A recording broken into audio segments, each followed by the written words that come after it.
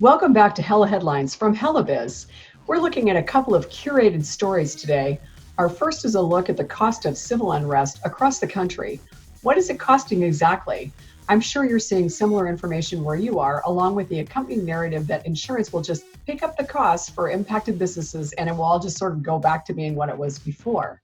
The difficulty is overall damage costs can far exceed policy limits and payouts, and not every small business has enough insurance to cover.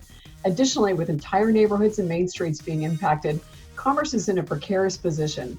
Burned out buildings and the threat of ongoing violence and damage impact not only the physical business, but the emotions and psyches of business owners and their customers.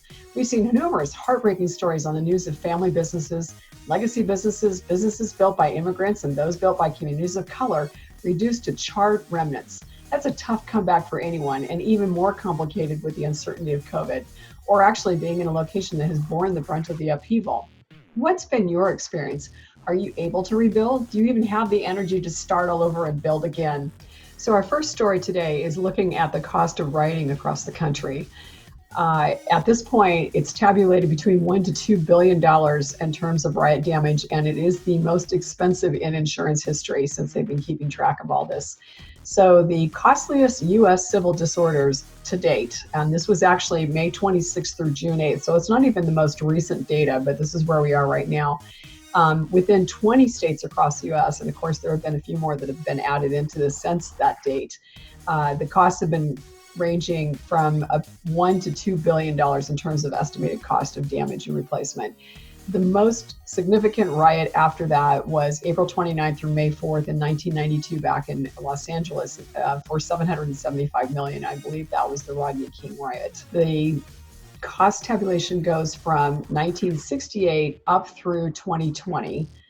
And the 1968 riots were the Chicago riots. The protests that took place in 140 U.S. cities this spring, and that was up through the June deadline, were mostly peaceful, but the arson, vandalism, and looting that did occur is going to cost about $1 billion to $2 billion in paid insurance claims.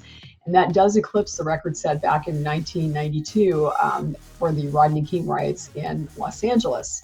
That number could be as much as $2 billion and possibly more, according to the Insurance Information Institute, or III, which is in New York, which compiles information from PCS as well as other places that are reporting such statistics.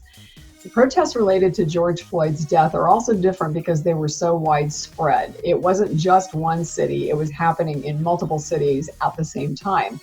And of course, it really hasn't stopped yet, so the losses could be significantly more. Another data point is a lot of people do like to try and compare vandalism or rioting numbers with natural occurrences. So if we look at a hurricane, a recent hurricane, Hurricane Isaias is estimated to cost between $3 and $5 billion. And that was from information that's coming from Risk Management Solutions, which is RMS. And also looking perhaps at fires, the fires on the West Coast in California, Oregon, and Washington. In California alone, they've had up through that time 2.2 million acres in 2020 so far.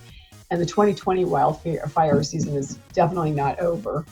Then if we look at 2018's numbers, it was 18 billion for 2018 in terms of wildfire and 15 billion for 2017. Wildfires and earthquakes and hurricanes are not something we necessarily have control over, but damage to cities and towns and Main Street is something that we sort of have some control of. Comment below or send a message if you have a story we can profile at HellaBiz.